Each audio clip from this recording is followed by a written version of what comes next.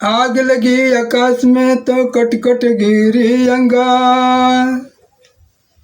आग लगी आकाश में तो कट कट गिरी अंगार। साधु संत न रहीते,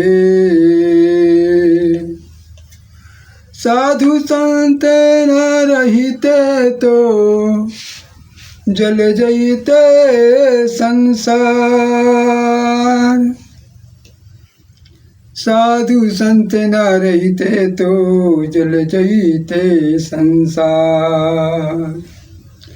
प्रेम से बोलो सिया बलरामचंद्र की जय। राम मेरे मैया,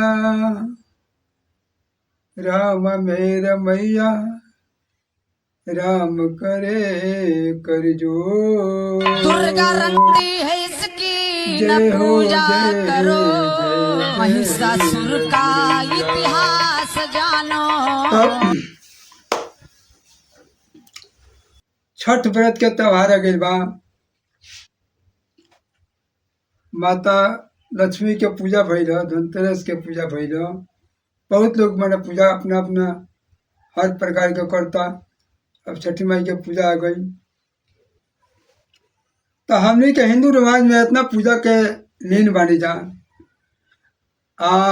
हम अब एक बात कहेगा चाहते हैं, स्क्रीन पर लगाओ तनी। सरोज सरगम राजवीर यादव और सरोज सरगम के पति के नाम बिंद कौन पीता हूँ, देखिए ध्यान पे। ये लोगों माता लक्ष्मी के दुर्गा के अभद्र गाली देता लोग। बहुत सख्त सख्त कार्रवाई हो गई बा।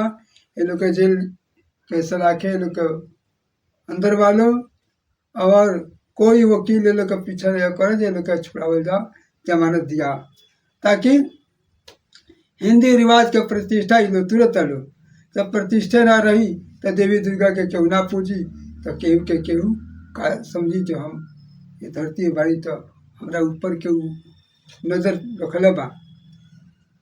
काम केहू कहीं करेला, कहीं वन में जाला, कहीं कोनो शहर में काम करे जाला, लेकिन एगो मन में ही प्रीत रहेला जे माई बाप बा घरे आ एगो ऊपर वाला दुर्गा श्री रामचंद्र जी माने हर एक देवता के उपस्थित रखले रहे। हर एक आदमी के ऊपर बा जे हमारे ऊपर भगवान पड़े, दुर्गा जी मारी, लक्ष्मी जी के पूजा कर जाला तो कहले लक्ष्मी जी के हम रोज पूजा करनी, रोज हम बुलावनी। तो सबसे पहले ऊपर वाला का नजर ना रही तो केहू कहीं आगे ना बढ़ी। लेकिन अभद्र पूजा के ऊपर दलीन कर जाता और गाड़ी दिया जाता माता दुर्गा की, और इतिहास से कहा जाता महिषासुर। ये बात के रोक बहुत ईपी पुलिस और ईपी के सरकार बहुत सख्त कार्रवाई करके ये लोग जेल के सलाह के अंदर के लिए बा, ताकि ये कार्रवाई होना चाहिए। सब हिंदू रिवाज टूट जाई।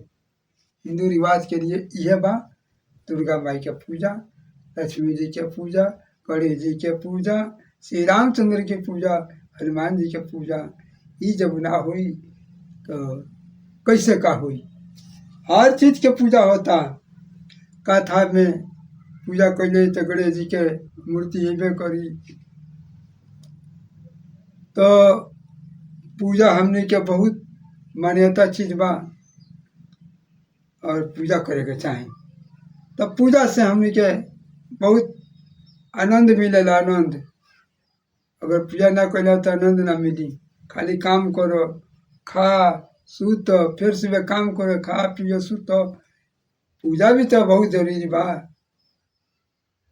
अगर देखे अगर पूजा नहीं क्या होता नहीं क्या हो, जहाँ पूजा होता तहाँ चल गया था कितना स्वीकार होता पूजा के। लेकिन यह भद्र गाली कहे के दिले वालो एक खतरा माने कोनो वकील और कोनो जज एक फैसला नहीं कर सुना। बहुत सख्त सख्त कार्रवाई दिले बा और होके के चाहिए।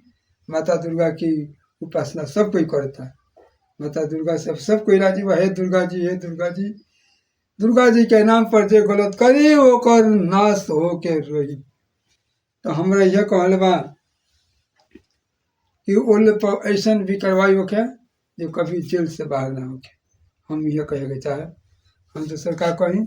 और जब हमारा वीडियो अच्छा लगी तब तक लाइक सब्सक्राइब कमेंट करी जा कि हम वीडियो बनाई तो हम वीडियो अपन